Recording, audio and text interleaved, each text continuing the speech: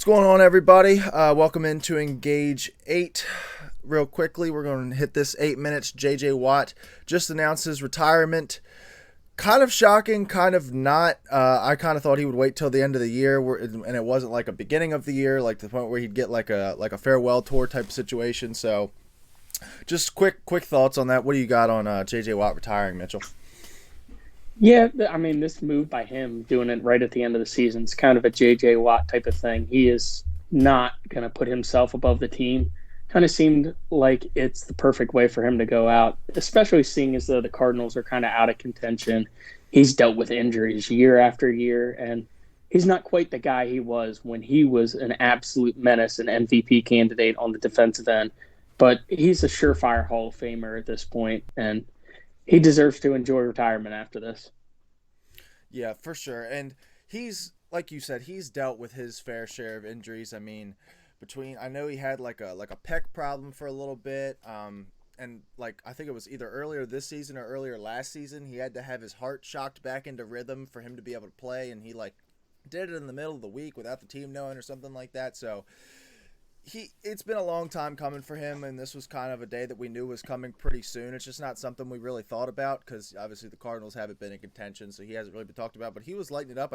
Like you said before we started, I think he had 3 sacks this past week, and he had a pretty good game the week before that as well. So he's going to go out on top here, and probably the best stretch of games he's had in quite a little bit here. So I don't know if this is like a real conversation, but JJ's a first ballot, right? Like you got, I think he had at least Yeah, two defensive three. player, yeah, three defensive I player of think the it's years. three. Had a couple sack leading seasons.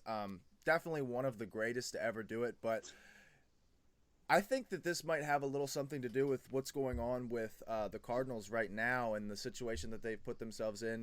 Because if we remember, I believe it was 2 years ago now when he signed with the Cardinals, he said like a lot of what he talked about was how much he believes in Kyler and believes in this front office to do things to put them in position to go compete for a Super Bowl, and they just obviously have not done that this year, sitting at 4-11 with 2 games left to go, and he's just I don't see there's any possibility for him to ring this year, obviously, and Kyler Murray tore his ACL 3 weeks ago and now will not be able to play maybe into the early part of next year, maybe even the middle part of next year, depending on how his recovery goes. So it's not going to be an immediate jump back in, and they can try and run it back for another another playoff run. Do you think that had some bearing on his decision to retire? I definitely think it did because it probably took a lot for him to even leave Houston. He's a pretty loyal guy, and he found another home in Arizona, and that home's not going very far anytime soon. And he knows his window is pretty much up by the time they'd be competitive again. So I really can't blame him for making the call now. Yeah, and it's just really unfortunate that it happened that way. I mean, hey, he had a chance to join the Steelers, join with his brother, and I mean, we're still in playoff contention. So, just saying, I'm just saying. But we'll I guess we'll fill out the clock a little bit here. We'll talk a little Cardinals. So, Steve Keim took a leave of absence, medical leave of absence. I believe it was last week. That kind of came out of nowhere, and he's going to be away from the team indefinitely. Do we think he ever makes it back to the Cardinals? Because he's made some very poor drafting decisions over the last few years. Obviously, this team is not really in a position to compete in the playoffs or much less the Super Bowl, obviously. And Kyler, like we said, might not be there. You got a DeAndre Hopkins who's going to be $30 million on the cap going into next year. JJ Watt is now retiring. You kind of got a train wreck going here, and with all the people that are calling for his head, Cliff Kingsbury's head, do you think Keim even gets the chance to draft next year? I think the Cardinal fans are hoping he takes his health very seriously and steps away, just like J.J. Watt. Yeah, I for their sake, I hope he leaves because he's been getting criticized so much. They need to move around that front office and head coaching staff because they have a quarterback that can win you games in Kyler, and they've just not built well. They've gotten weapons, but they haven't built in the trenches. They haven't built up the defense. The only thing on defense they picked up outside of Buda Baker, well, who they drafted, was J.J. Watt. And that's been their only answer was just J.J. Watt. I think they clearly need a different change in philosophy in the front office because Bijan Robinson at the fifth overall pick seems pretty likely with Steve Keim at the moment. Yeah, or LB1, whoever's linebacker one in this class seems like a slam dunk to Arizona. You got to think last year they didn't have their first round picks. They traded it for Hollywood. The year before was Zaven Collins, the linebacker from Tulsa. The year before was Isaiah Simmons, the linebacker from Clemson, who's actually played 45% of his snaps at slot corner this year, which is mind blowing.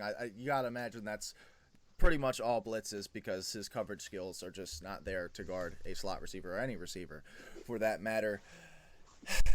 It's a rough situation in Arizona. We've mocked it for a little bit, but they just extended Kyler. Like, we didn't think that this was going to happen. We thought he would want out. Remember, he cleared out his Instagram and kind of went, quiet on everybody, and we thought that he was going to request a trade as Russell Wilson and Aaron Rodgers and Watson did that offseason. We thought he was going to be throwing his name into that mix, and he would be available as well. And I think he would have garnered just as much trade value as Deshaun Watson because he's coming off of his rookie deal. He's younger and the same amount of raw talent, really, and obviously also doesn't have the off-the-field problems that Deshaun Watson has. If he would have hit the market, I think he would have probably maybe even got 4 firsts or 3 firsts plus like players, picks, like the whole thing, because he really is that good. Like I like to make fun of him because he's short, but he's a really good football player. Like he's going to be special for that team, but they've got to surround him with some talent. Obviously, it kind of sucked the way the timing worked out this year because you've got DeAndre Hopkins on the 6-game suspension. As soon as he comes back, Hollywood gets hurt for 6 games, and then by the time Hollywood gets back, I think Rondale got hurt, and then they're out of playoff contention. And then anyway. he's tearing his ACL. Yeah, and then Kyler tears his ACL 2 weeks later, so they're going to have to work a lot this offseason to try and get that chemistry together in a division that I mean, honestly, we didn't think it would be this way, but it's kind of opened up here because the Rams kind of fell apart. I think Seattle's kind of run out of magic here a little bit down the stretch. It's starting to feel like they're running out of gas with not too many games left to go, so you might have to throw away next season too because you might not get Kyler until mid-season, and then Hopkins is gone. Then you've got to start thinking about paying Hollywood again. It's just going to be a big mess in Arizona. But man, this is quite the situation that they found themselves in. Yeah, I feel the worst about their situation too. Even with the Rams potentially losing Donald or McVay, they still have their quarterback and they still have Cooper Kupp. They have weapons. They just put up a 50 burger on the Broncos on Christmas Day. They have the ability to score. It's just a matter of how consistently they can do it. Yeah, and they did that on the Denver Broncos, who obviously Nathaniel Hackett got fired. We'll talk about that on the podcast either tonight or either Tuesday night or Wednesday night. But that is our 8 minutes time. Congratulations to J.J. Watt. Excellent career. We said first ballot Hall of Famer. Going to be is one of the greatest to ever do it. But that's going to be it for us. Thanks for watching. Engage 8. We are out.